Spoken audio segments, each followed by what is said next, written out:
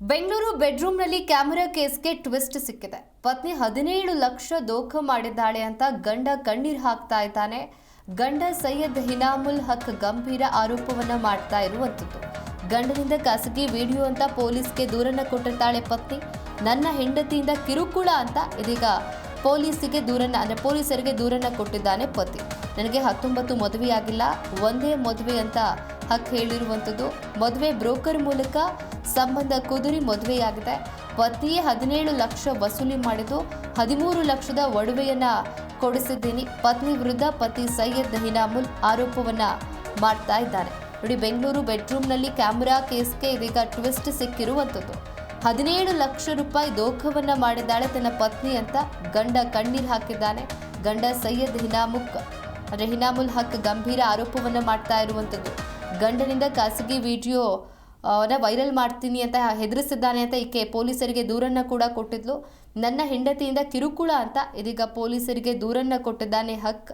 ನನಗೆ 19 ಮದುವೆಯಾಗಿಲ್ಲ, ಒಂದೇ ಮದುವೆ ಅಂತ ಕೂಡ ಹೇಳಿರುವಂಥದ್ದು. ಮದುವೆ ಬ್ರೋಕರ್ ಮೂಲಕ ಸಂಬಂಧ ಕುದುರಿ ಮದುವೆಯಾಗಿದೆ. ಪತಿಯೇ 17 ಲಕ್ಷವನ್ನ ವಸೂಲಿ ಮಾಡಿದ್ದು 13 ಲಕ್ಷದ ಒಡವೆಯನ್ನು ನಾನು ಕೊಡಿಸಿದ್ದೀನಿ. ಪತ್ನಿ ವಿರುದ್ಧ ಈ ರೀತಿಯಾಗಿ ಪತಿ ಸೈಯದ್ ಇನಾಮುಲ್ ಆರೋಪವನ್ನ ಮಾಡ್ತಿದ್ದಾನೆ. ಆಮೇಲೆ ಮದುವೆಗೆ ಒಪ್ಪಿಗೆ ಮಾಡಿದ್ದು ನಾನು ಫಸ್ಟ್ ಟೈಮ್ ನನ್ನ ವೈಫು ನನ್ನ ಹೆಂಡತಿ ಜುಲೈ 25ನೇ ತಾರೀಕು 2024 ಫಸ್ಟ್ ಟೈಮ್ ಅವಳ ಹತ್ರ ಮಾತಾಡಿದ್ದು. ಒಂದೂವರೆ ಗಂಟೆ ನಾನು ಅವಳ ಹತ್ರ ಮಾತಾಡಿದ್ದೀನಿ.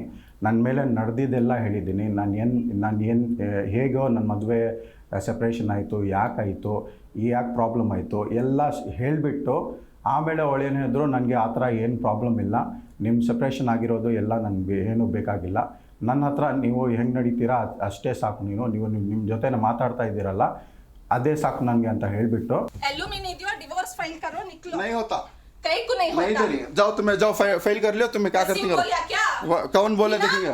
ऑफ करो नहीं वीडियो। करो, मैं सेल्फी में हूँ सो नहीं ऑफ करो वीडियो। वही तुम्हें मैं मारिया करो बढ़िया थी, नहीं होता सर इनको नहीं होता। वीडियो ऑफ करो। नहीं कर रहा हूं मां, तुम्हारा रखो, मेरा मैं तुम्हारा नहीं पढ़ रहा हूँ। वो बाद में करता हूँ मैं। तुम्हें फेंके नहीं कैमरा फेंकी तुम्हें। मैं फेंक चुन सच फेंको घर के अंदर कैसा आता?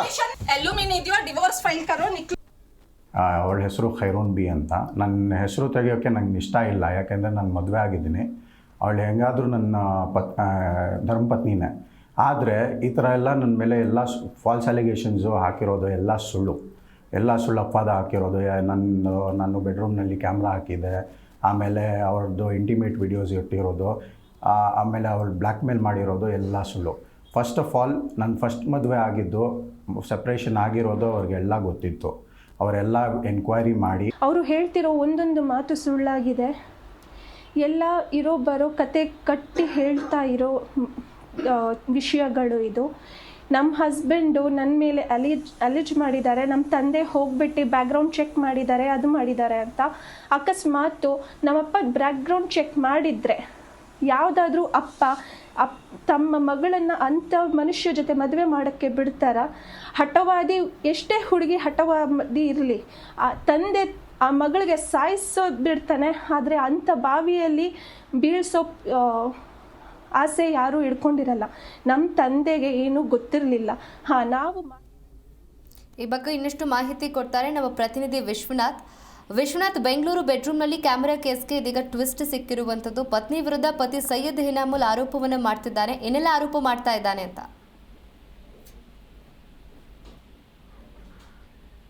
ದಿತ್ತಿ, ಏನು ಈ ಪುಟ್ಟನಹಳ್ಳಿ ಪೊಲೀಸ್ ಠಾಣಾ ವ್ಯಾಪ್ತಿಯಲ್ಲಿ ಪ್ರಕರಣ ನಡೆದಿತ್ತಲ್ಲ, ಆ ಪ್ರಕರಣಕ್ಕೆ ಸಂಬಂಧಪಟ್ಟಂತೆ ಒಂದು FIR ಕೂಡ ದಾಖಲಾಗಿದೆ.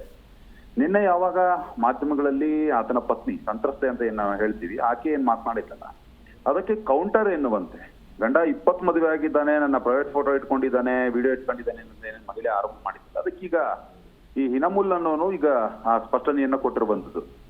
ಮದುವೆಗೆ ಮುಂಚೆ ಆಕೆ ಜೊತೆ ಸಂಬಂಧ ಹೊಂದಿದ್ ನಿಜ, ಆದ್ರೆ ಆಕೆ ನನ್ನ ಒತ್ತಾಯ ಮಾಡಿ ಲೈಂಗಿಕ ಕ್ರಿಯೆ ನಡೆಸಿದ್ದು. ಆಗಿನಿಂದ ಆಕೆ ಸೈಕೋ ರೀತಿ ವರ್ತನೆ ಮಾಡ್ತಾ ಇದ್ಲು. ನಾನು ಇಲ್ಲ ಸಲದ ನನ್ನ ಬಗ್ಗೆ ನನಗೂ ಕೂಡ ಟಾರ್ಚರ್ ಮಾಡಿದ್ದಾಳೆ. ಅದೇ ಕಾರಣಕ್ಕೆ ಆಕೆಯನ್ನ ನಾನು ಮದುವೆ ಆಗಿದ್ದೆ.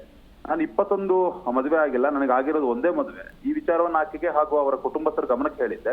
ಮದುವೆ ಬ್ರೋಕರ್ ಒಬ್ಬರಿಂದ ಈ ಸಂಬಂಧ ಬಂದಿತ್ತು. ನನ್ನ ಬಳಿಯೇ ಅವರು 17 ಲಕ್ಷ ಹಣ ತಗೊಳ್ಕೊಂಡಿದ್ದಾರೆ. ಅದೇ ರೀತಿಯಾಗಿ ನನ್ನ ಪತ್ನಿಗೆ 13 ಲಕ್ಷದ ಒಡವೆ ನಾನು ಕೊಡ್ತಿದ್ದೇನೆ.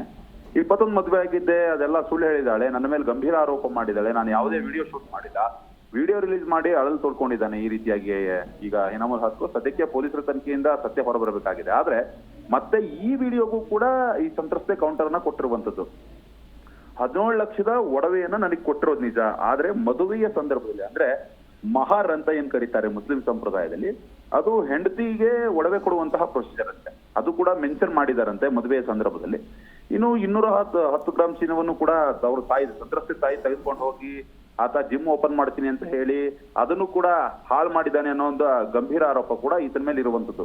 ಈಗ ಕೌಂಟರ್ ಕಂಪ್ಲೇಂಟ್ ಕೊಡೋದಕ್ಕೂ ಕೂಡ ಈತ ಹೋಗ್ಬೋದೇನೋ, ಆದ್ರೆ ಇಲ್ಲಿ ಸಂತ್ರಸ್ತೆ ಹೇಳಿಕೆ ಆಧಾರದ ಮೇಲೆ FIR ಕೂಡ ದಾಖಲಾಗಿದೆ. ಇನ್ನಷ್ಟೇ ಈತನನ್ನು ಕೂಡ ಪಿಕ್ ಮಾಡಬೇಕಾಗಿದೆ. ಇನ್ನು ತನಿಖೆಯ ನಂತರ ಸತ್ಯಾಸತ್ಯತೆ ಗೊತ್ತಾಗಬೇಕಾಗಿದೆ. ಒಟ್ಟಾರೆಯಾಗಿ ಆರೋಪ ಪ್ರತ್ಯಾರೋಪ ಏನಾದ್ರೂ ಇರ್ಬೋದು, ಆದ್ರೆ ತನಿಖೆಯ ಸಂದರ್ಭದಲ್ಲಿ ಸಾಕ್ಷಿಗಳು ಏನ್ ಪತ್ತೆ ಆಗುತ್ತಲ್ಲ ಅದ್ರ ಮೇಲೆ ಈ ಕೇಸ್ ನಿಂತಿರುವಂತದ್ದು. ಸದ್ಯಕ್ಕಂತೂ ಈ ಇನಾಮುಲ್ ಹಕ್ ವಿಡಿಯೋ ಸಾಕಷ್ಟು ವೈರಲ್ ಆಗ್ತಾ ಇದೆ. ಅದಕ್ಕೆ ಕೌಂಟರ್ ಕೊಡುವಂತಹ ನಿಟ್ಟಿನಲ್ಲಿ ಆತನ ಪತ್ನಿ ಕೂಡ ವಿಡಿಯೋ ಹರಿಬಿಟ್ಟಿದ್ದಾಳೆ. ಸದ್ಯಕ್ಕೆ ಪೊಲೀಸರು ಈತನನ್ನ ಪಿಕ್ ಮಾಡಿ ಮತ್ತು ಟೆಕ್ನಿಕಲ್ ಎವಿಡೆನ್ಸ್ಗಳು ಮತ್ತೆ ಈಕೆ ಹೇಳೋ ಹಾಗೆ ಮೊಬೈಲ್ ನಲ್ಲೂ ಕೂಡ ಬೇರೆಯವರಿಗೆ ವಿಡಿಯೋ ಕಳಿಸಿದ್ದ ಈತ ಅನ್ನೋ ಒಂದು ಗಂಭೀರ ಆರೋಪ ಕೂಡ ಇದೆ. ಹೀಗಾಗಿ ಆ ಒಂದು ಆಂಗಲ್ ನಲ್ಲಿ ಪೊಲೀಸರು ತನಿಖೆಯನ್ನು ನಡೆಸಿದಂತಹ ಸಂದರ್ಭದಲ್ಲಿ ಸತ್ಯಾಸತ್ಯತೆ ಹೊರಗಡೆ ಬರಬೇಕಾಗಿದೆ. ಥ್ಯಾಂಕ್ ಯು ವಿಶ್ವನಾಥ್ ನಿಮ್ಮೆಲ್ಲ ಮಾಹಿತಿಗಾಗಿ. That is the reason he is hiding behind. ಅವ್ರಿಗೆ ಹೇಳಿ ಮುಂದೆ ಬಂದು ಮಾತಾಡೋಕ್ಕೆ ಅವರು ಹೇಳ್ತಿರೋ ಒಂದೊಂದು ಮಾತು ಸುಳ್ಳಾಗಿದೆ. ಎಲ್ಲ ಇರೋ ಬರೋ ಕತೆ ಕಟ್ಟಿ ಹೇಳ್ತಾ ಇರೋ ವಿಷಯ